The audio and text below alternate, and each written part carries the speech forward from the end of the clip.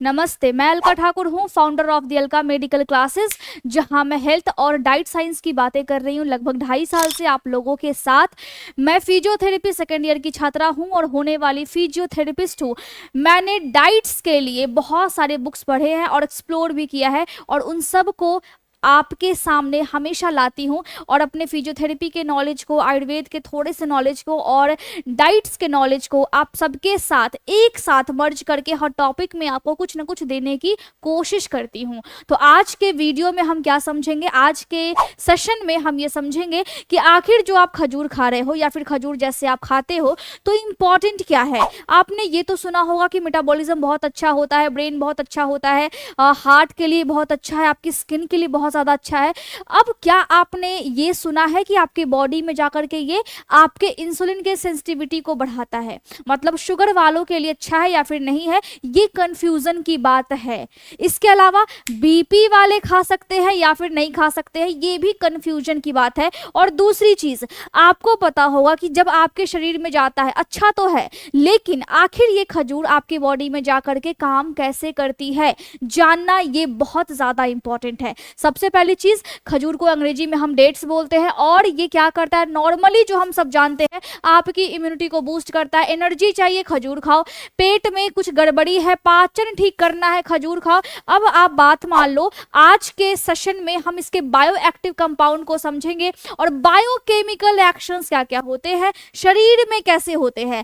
ये आपके मेटाबॉलिज्म को तो बूस्ट करता है, लेकिन कैसे करता है, गट के अच्छे वाले बैक्टीरिया जैसे कि लैक्टोबैसिलस और बिफिडोबैक्टीरियम को बढ़ाता है। इसका मतलब है भाई, छोटी आंत बड़ी आंत पूरे पाचन तंत्र के लिए बढ़िया है। कैसे बढ़िया है इसको समझेंगे। ब्रेन के लिए बढ़िया है, कैसे बढ़िया है इसको समझेंगे। डायबिटीज वाले खा सकते हैं या फिर जिनको वेट लॉस करना है वो खा सकते हैं या फिर नहीं खा सकते, इसको भी हम समझ लेते हैं। और साइंस बेस्ड कुछ ना कुछ हम बेस्ट तरीका निकालेंगे कि कंज्यूम कैसे किया जाए। देखो, सबसे पहले समझना इंपॉर्टेंट है इसका बेसिक कंपोजिशन और केमिकल वाला प्रोफाइल। अब आप बात सुन लो, केमिकल कहने का मतलब ये नहीं है कि ये खजूर जो है वो आर्टिफिशियल है, ठीक है, बिल्कुल नहीं है, बिल्कुल भी नहीं है। क्या मतलब है, इसका मतलब ये है कि कोई नेचुरल चीज भी है, वो नेचुरल केमिकल्स को कंटेन करती है, उसके अंदर नेचुरल केमिकल्स होते हैं जो कि आपके शरीर में जाकर के आपके कोशिका को कुछ ना कुछ अच्छा चीज करके देते हैं, या फिर आपके बॉडी को कुछ अच्छा करने के लिए मोटिवेट करते हैं। अब मोटिवेट करने का मतलब बॉडी में क्या होगा, स्टिमुलेट करते हैं, बॉडी के अंगों को उत्तेजित करते हैं। हिंदी में बोलूं तो पहली चीज क्या है, कार्बोहाइड्रेट है। कितना है, सब 75 से 80% है। कार्बोहाइड्रेट में क्या होता है, ग्लूकोज होता है, फ्रक्टोज होता है, सुक्रोज होता है। क्या आपकी बॉडी को ग्लूकोज चाहिए, बिल्कुल चाहिए। क्या आपकी बॉडी को कार्बोहाइड्रेट चाहिए, बिल्कुल चाहिए। बॉडी को ऊर्जा के लिए चाहिए, सुस्ती आती है, इसका मतलब है बॉडी में ग्लूकोज की कमी है। समझो बात को, यहां पर जो कार्बोहाइड्रेट है, डाइटरी फाइबर है, प्रोटीन है और लिपिड है, ये सब क्या है, ये सब है आपके मैक्रोन्यूट्रिएंट्स। अब ये क्या होते हैं, ऐसे पोषण तत्व जो शरीर को चाहिए ज्यादा अमाउंट में, उसी को हम मैक्रोन्यूट्रिएंट बोलते हैं। समझ में आ गई बात। दूसरी चीज, ये डाइटरी फाइबर है 6 से 8%, इसका मतलब है इसके अंदर में सॉल्युबल भी और इनसॉल्युबल भी है, वो अलग अलग टाइप से होता है। बॉडी के साथ कुछ चीजें मिक्स हो जाती है, बॉडी के अंदर जो भी फ्लूइड है वो पानी की तरह कुछ आपका लिक्विड सा पदार्थ होता है, उसके अंदर कुछ चीजें सॉल्युबल यानी मिक्स हो जाती है और इनसॉल्युबल मिक्स नहीं हो पाती है।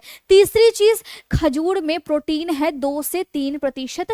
खजूर में जो प्रोटीन है उसके अंडर आता है एल्ब्यूमिन्स और ग्लोबुलिन्स, जो कि आपके शरीर को कोशिका के स्तर पर जाकर के काम करते हैं। कैसे करते हैं अभी जस्ट बता रही हूं, कॉपी लो, पेन लो और लिखने बैठो।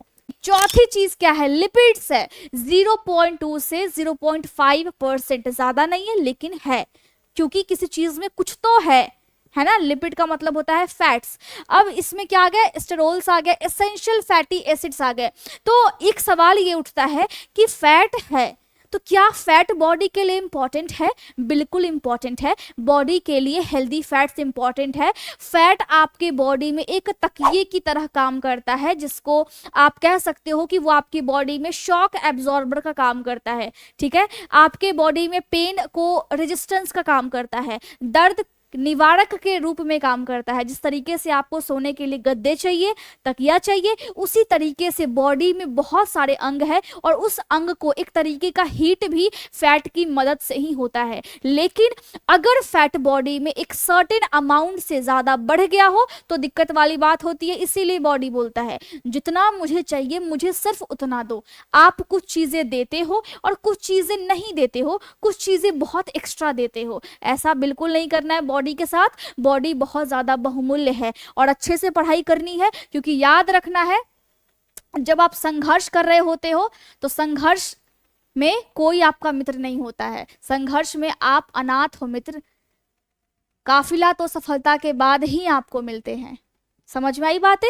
तो यहाँ पर आपको अच्छे से समझना है और जीवन को नई दिशा देनी है। देखो, आपका हेल्थ अच्छा रहेगा, आपको ये सारी नॉलेज रहेंगी तो आपको पढ़ाई में भी मन लगेगा और खुद के शरीर के लिए आप डेली प्रयास कीजिए, स्ट्रगल कीजिए, मेहनत कीजिए, सेक्रीफाइस भी अगर करना पड़े कुछ चीज़ों का जो आपको पसंद हो वो कर दीजिए। आपका बॉडी है, इसमें देखो पहली चीज़ कि मैं बोल रही हूँ खजूर खाना चाहिए। खजूर आपको ताकत बना करके देता है। तो क्यों बना करके देता है? क्योंकि बायो एक्टिव कंपाउंड्स होते हैं और फाइटोकेमिकल्स होते हैं। फाइटोकेमिकल्स में कुछ ऐसे केमिकल्स होते हैं जो आपकी बॉडी को एंटीऑक्सीडेंट्स देते हैं और वो क्या करता है? बॉडी को रोगों से बचाता है। बॉडी को ज्यादा उम्र जब आपका होने लगता है तो आपके बॉडी में रोग आते हैं, बॉडी वीक होती है, उससे बचाता है। इसमें क्या आते हैं? फेनोलिक एसिड्स आते हैं, जैसे कि फेनोलिक एसिड हो गया, गैलिक एसिड हो गया, कैफिक एसिड हो गया, और ये सब मिलकर के क्या काम कर रहे हैं? नेचुरली इसमें पाया जा रहा है क्या काम कर रहे हैं? एंटी इंफ्लामेटरी का काम कर रहे हैं और डीएनए को बचा रहे हैं। देखो, डीएनए ऑलरेडी छोटा हो रहा है हम सब आदमी में, जैसे जैसे हमारा जनरेशन बढ़ रहा है वैसे वैसे, और बॉडी में कहीं भी अगर सूजन वगैरह है तो ये उसको क्या करती है? दबाती है। तो क्यों है? क्योंकि इसमें फेनोलिक एसिड है। दूसरी चीज, फ्लेवोनोइड्स अच्छी मात्रा में है। फॉर एग्जांपल इसके अंडर आते हैं क्या क्या केमिकल्स? क्वर्सेटिन आ गया, लिख लो, लिख लो, ठीक है, बाद में काम आएंगे, अच्छे से लिख लो। क्वर्सेटिन आ गया, ल्यूटेलोनिन आ गया, जो कि आपके ब्रेन को बचाता है। ब्रेन में क्या है भाई? ब्रेन में न्यूरॉन है। कितनी बार समझाया है, ब्रेन में होते हैं न्यूरॉन, यानी तंत्रिका तंत्र। जो आप सोचते हो, जो आप फटाक से कैप्चर करते हो। मेरी बातों को सुन रहे हो ना? सुन रहे हो ना? समझ रहे हो ना? ये सब कौन कर रहा है? ब्रेन कर रहा है। ब्रेन के अंदर मौजूद क्या कर रहा है? न्यूरॉन्स आपके कर रहे हैं। और न्यूरॉन्स आपके बड़े ताकतवर होते हैं जब आप खजूर खाते हो तब, और ये आपके हार्ट के लिए बहुत ज़्यादा अच्छा है और ये हार्ट अटैक के रिस्क को 20% तक कम कर देता है। मैं ऐसा नहीं बोलती हूँ कि ये बिल्कुल हार्ट अटैक आने नहीं देगा, लेकिन डाइट की मदद से आप रिस्क को आप कम कर सकते हो। बॉडी में कोई प्रॉब्लम है, आपको डॉक्टर के पास जाना है, घर पर बैठे बिल्कुल नहीं रहना है। तीसरी चीज़, कैरोटिनॉइड्स होता है, जिसमें होता है बीटा कैरोटीन और ल्यूटेनिन। देखो, आँख में अगर दिक्कत है, धुंधला दिखता है, मोतियाबिंद की समस्या है, तो ऑपरेशन तो करवा लो अगर मोतियाबिंद है तो, लेकिन उस पेशेंट को खजूर दो खाने के लिए, क्योंकि ये आपके विजन को स्ट्रांग बनाता है। और अगर स्किन में एक्ने आते हैं, पिंपल्स आते हैं, स्किन बहुत ज्यादा खुरदरा सा है, स्किन में बिल्कुल ग्लो नहीं है, तो उस कंडीशन में भी खजूर खाना चाहिए। कितना खाना चाहिए अब भी बता रही हूं, बस नोट करो। टैनिन्स होते हैं और ये क्या करता है? आपके गट हेल्थ को बढ़िया रखते हैं और एंटी माइक्रोबियल है। सोचो, खजूर में इतनी ताकत है कि बाहर से आने वाले जो माइक्रोब्स है उससे आपको प्रोटेक्शन दे रहा है। तो आपको क्या करना है? खजूर खाना है।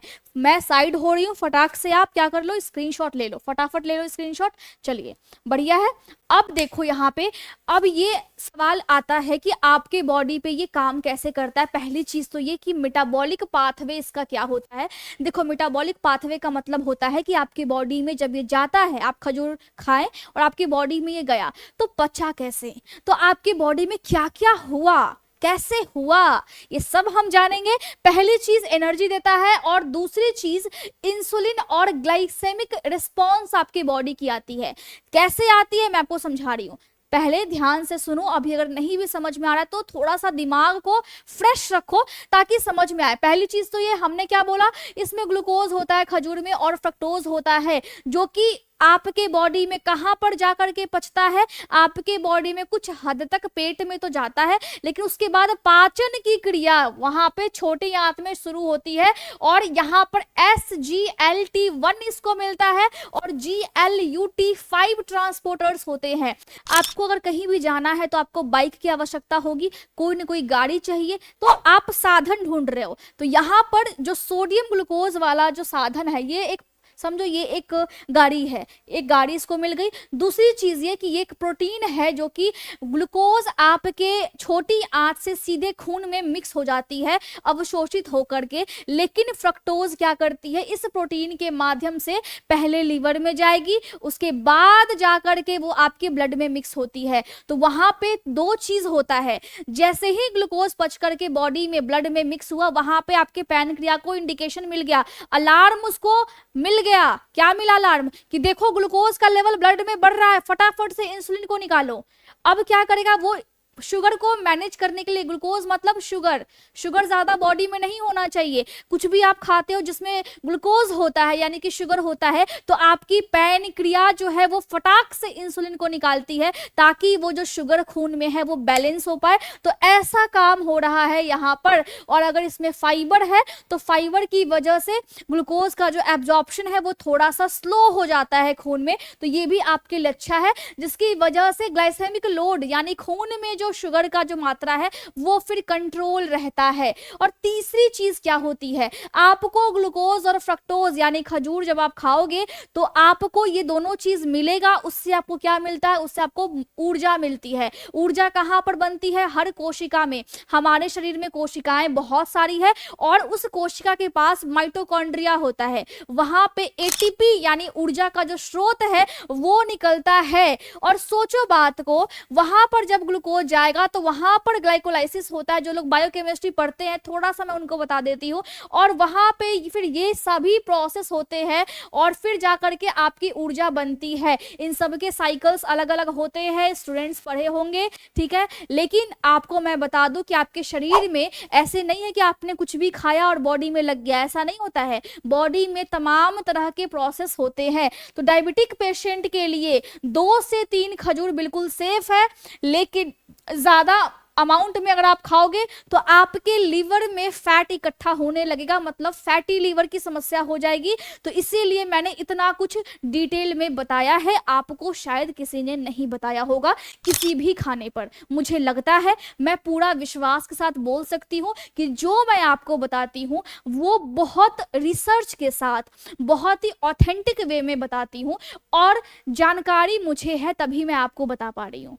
हम बोल रहे हैं खजूर खाने से ब्रेन अच्छा होता है और न्यूरोट्रांसमीटर यानी न्यूरॉन बड़ा फास्ट काम कर रहा है।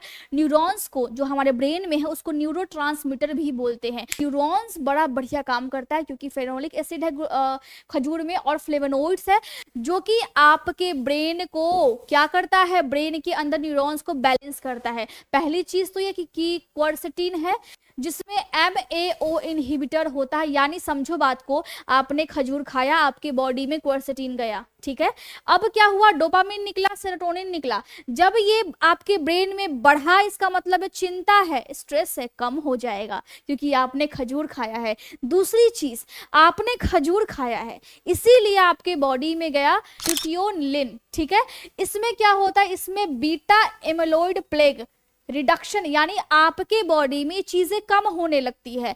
अब समझो बात को, उम्र के साथ लोग कुछ ना कुछ बातों को भूलने लगते हैं, तो हम उसको बोलते हैं कि इस व्यक्ति को अल्जाइमर डिजीज हो गया है, जो कि उम्र के साथ आती है। खजूर अगर आप खाते हो तो बुढ़ापे तक आपको सारी बातें याद रहेंगी क्योंकि आपने खजूर खाया है और उसमें क्या है, ल्यूटियोनिन, ठीक है। तीसरी चीज ये, आप सोचते हो ना कि मैं इतना बढ़िया पढ़ूं कि मुझे हमेशा याद रहे, मैं इतने बढ़िया तरीके से कोई कॉन्सेप्ट को समझ लूं, लेकिन आप समझते भी हो बट याद रह नहीं पाता है, किसी डिसीजन में आप फंस जाते हो, तो खजूर खाइए, क्योंकि ये आपके कॉग्निटिव फंक्शन को इंप्रूव करता है, सोचने समझने की क्षमता को।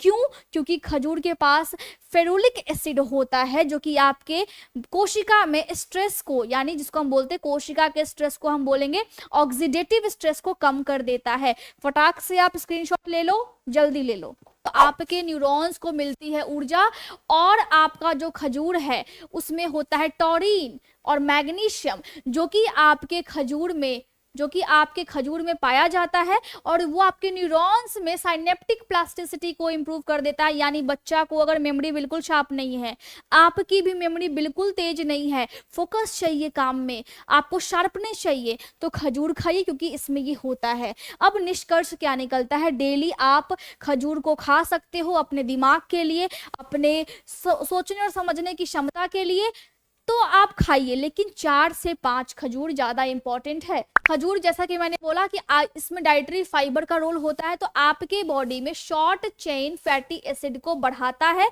जिसकी वजह से आपके आंत की जो लाइनिंग है, आंत में सबसे नीचे वाली दीवार होती है ना, सबसे अंदर वाली दीवार, वो बच जाती है, वो अच्छी तरीके से मैनेज हो पाती है, यानी लीकी गट सिंड्रोम की संभावना नहीं होगी। बहुत से लोगों में आंत में लीकेज होने लगता है, जिसकी वजह से उनको तरह तरह के प्रॉब्लम्स होते हैं, जैसे कि सोरियासिस हो गया, या फिर एक्जिमा, या फिर कोई स्किन कंडीशन, या फिर किसी को एक्ने है वो ठीक नहीं हो रहा है, तो ये लीकी गट सिंड्रोम के सिम्टम है। तो आपको क्या करना है? खजूर को खाना है। इसमें टैनिन भी होता है, जो कि आपके शरीर को बहुत ही हार्मफुल बैक्टीरिया से बचाता है, और बॉडी के अंदर अच्छी वाली बैक्टीरिया को प्रमोट करता है। ठीक है, पोटेशियम है इसके पास, खजूर के पास मैग्नीशियम है, जो कि बीपी को कंट्रोल करके रखता है। तो क्या बीपी वाले खा सकते हैं? बिल्कुल खा सकते हैं।